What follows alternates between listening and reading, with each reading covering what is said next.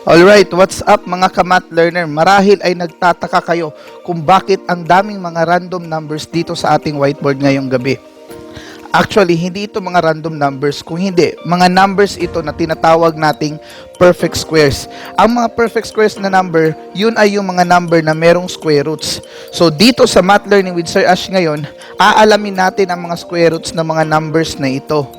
Pero hindi gamit ang calculator. Kung hindi, isang technique na ituturo ko sa inyo na minsan nyo lang malalaman at hindi itinuturo sa mga schools natin. Okay, so tapusin mo ang video na ito and watch, relax, and please click the subscribe button para at least updated ka sa ating mga videos. So, tutok lang.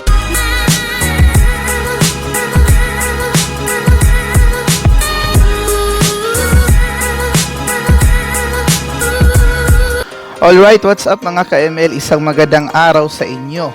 Tulad ng sabi ko kanina ay tuturo ko sa inyo ang technique kung paano malaman ang square root ng mga perfect square na ito na walang calculator na ginagamit. So napakadali lang. Merong mga techniques na dapat isaalang-alang. Number 1 is dapat memorize mo ang mga perfect squares from 1 up to 10. So ano yun sila? So i-consider muna natin ang mga numbers from 1 up to 10. So ito daw yung mga square roots at ang mga perfect square nila ay 1, 4, 9, 16, 25, 36, 49, 64, 81, and finally 100. Alam ko hindi ito magiging mahirap sa inyo, itong 1 up to 10, kasi sa isang high school student o sa kahit sa elementary school, pinapamemorize na ito ng mga teachers. Tama? Alright. Kasi yung multiplication table ay isang prerequisite bago ka makadating or makarating sa high school. Okay, so hopefully mga students natin dyan, mga ka-math learner natin dyan, memorize nyo ang multiplication table. At ito naman sila, itong 1 to 10, ito yung mga perfect squares natin from 1 up to 100. So, ito yung mga square roots nila at ito naman yung mga perfect squares nila. Ibig sabihin, kapag ang mga numbers na ito ay nasa loob ng isang radical sign, ito ang magiging sagot nila. Pero ang tanong, Sir Ash, what if ito na ang nasa loob ng square root? Itong mga napakalaking numbers na ito, mga 3 digits number, mga 4 digits number, paano natin malalaman ang square root nila? Okay, so ito na yon. Number 1, kailangan alam mo to, tama? Okay, step 2 tayo. Maghanap tayo ng kahit anong number. Okay, let's consider itong kahit saan na lang. Oh, let's say, ako ay June. So, pang-anim. 1, 2, 3, 4, 5, 6. Okay, ito. 9,409. Okay. Ano ang square root ng 9,409? Ito ang una mong gagawin, mga ka-ML. Titingnan mo ngayon ang ones digit ng binigay na number or binigay na problem. Since that is 9, maghanap ka dito sa mga perfect squares mo from 1 up to 10 or 1 up to 100 na nagtatapos sa 9. So, ito yon at saka ito. So, ibig sabihin, itong mga square roots nila, 3 at 7, ay may kinalaman mamaya sa pwede mong maging sagot. Okay. So, 3 at saka 7 ang pwede mong pagpipilian. Next nyan, step 2. Itong 9,409, ika-crash out mo ngayon ang last 2 digits. Remember this ha, last 2 digits. Okay, so sa pag-crash out natin ng last 2 digits, may natira tayong 94. Now, ang 94, kung titingnan naman natin dito again sa ating 1 to 100 na mga perfect squares, ang 94 ay hindi umabot sa 100 pero sumobra sa 81. So, therefore, ang possible na square root niyan ay 9. So, your answer could be 93 or 97. Ang tanong dun, Sir Ash, ano ba kami dito manghuhula? Hindi kayo manghuhula dito dahil mas i-clear things up natin yan pagdating sa next step. Pag malaman mo na yung first digit mo, ang gagawin mo na ngayon is 9 times ang susunod na number sa 9, that is 10, and that is 90. Now, ang tanong, Sir Ash, anong gamit nitong 90 na ito? Okay, itong 90 ay i-compare mo to. Gagamitin mo itong pang-compare dito sa na-clash out mo na number. Itong sa naiwan sa clash out na number. So, 94 at saka 90. Ngayon, titingnan natin, sino bang mas malaki? So, mas malaki ito. Tama? Now, ito ang rule dito sa dulo. Kung ang natirang number sa pag-crash out ay mas malaki sa sagot ng pag-multiply doon sa consecutive number niya, therefore, kung mas malaki siya, kukunin mo ang mas malaking digit. Pero kapag ito siya ay mas maliit, kukunin mo ang mas maliit na digit. So, since 94 is greater than 90, therefore, mas malaki siya. So, therefore, ang sagot natin ay 97. Now, if you want to calculate that one, if you want to make sure that one, 97 times 97, heto, may calculator ako. Alright. So, para ma-sure natin kung tama talaga yung sagot natin, ako, gamitin natin ang calculator talaga. Ito, this is just for checking purposes. Pero actually, I'm really sure about my answer, and the answer is 9,409, or 97 times 97 is 9,409. Alright. So, ganun lang kadali mga ka-ML. Napakawalang challenge. O baka hindi nyo nakuha kung paano ko ginawa yun, or paano diniscuss yun. Okay, mag-consider tayo ng isa pang example. Teka, saan yung eraser ko? Alright. So, try natin ng ibang given. Okay, erase tayo. So, 1 point na ko Alright. Next, let's try another number. Dahil ang birthday ko ay sa 5. So, therefore, let's consider the fifth value.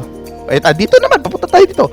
1, 2, 3, 4, 5. Ayun, 2,401. Okay, 2,401. Now, tingnan ang first digit, step 1. Tingnan ang ones digit pala, step 1. Ano ang magkapareho sa kanya? Itong 1 at saka itong 81. So, therefore, we have 1 and 9. So, mamaya, pagpipilian natin ang 1 at saka 9. Next, 2,401 or 2,401. Cancel out the last two digits. You have 24. Now, saan mahuhulog si 24? 25? Hindi pwede kasi kulang. So, dito lang tayo kay 16, which is, ang square root ay 4. So, we have 41 or 49. Depende kung anong sagot. Okay, so next step is to multiply 4 by the preceding number, which is 5, yung susunod na number. So, 4 times 5 is 20.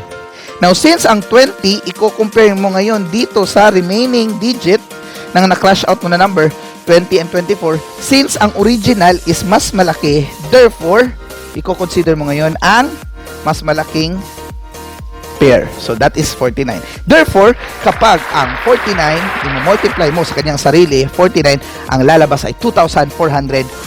And now, let's check that one. Alright. Okay. 49 times 49, and that is 2,401. Okay.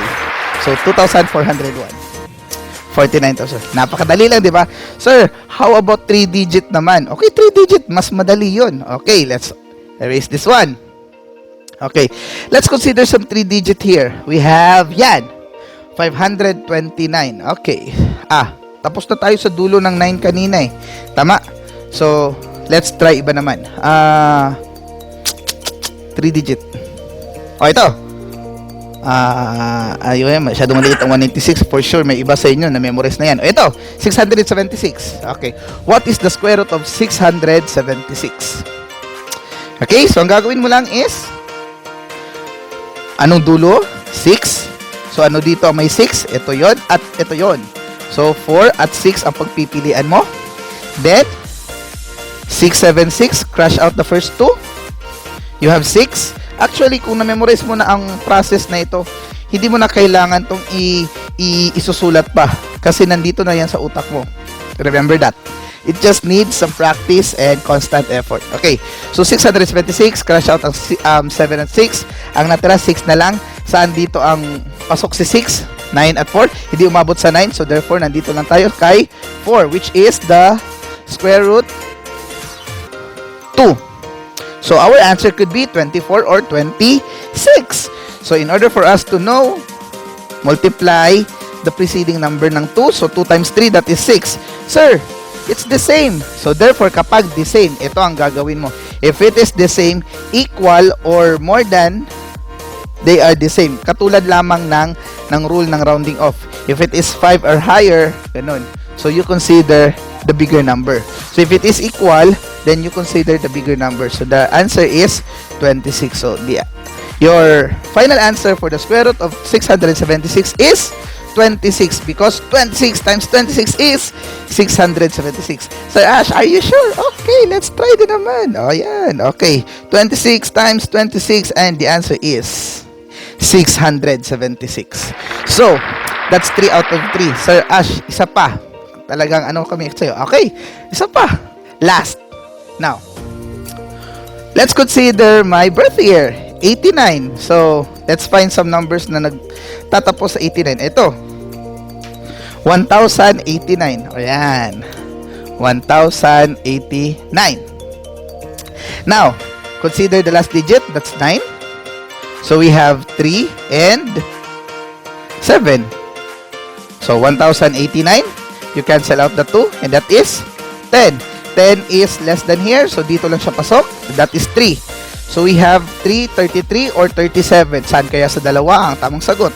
So, ang gagawin mo lang is multiply that by the preceding number. That is 12. Since 12, 10. 10 is less than 12. 10 is less than 12. So, kapag less than siya, doon ka sa maliit na number. So, titingnan mo to pala. Ito parati ang pagbabasihan mo. Since 10 is less than, so therefore, our answer is 33. So, question. Sir, are you sure the answer is 33? Yes, let's try. Okay. 33 times 33, the answer is, 1089. So, hopefully mga kamat learner, may natutunan kayo sa napakadaling oras na tayo ay nag-discuss ngayong araw. This has been your Sir Ash. And if you have really learned about this topic, please, huwag kayo mahiyang mag-comment. Magbigay kayo ng tips, magbigay kayo ng comment, like or share, kayo bahala. But please, consider this. Mas marami tayong natututunan kapag mas marami tayong nagsasama-sama dito sa Math Learning with Sir Ash. This has been your Sir Ash. See you next time.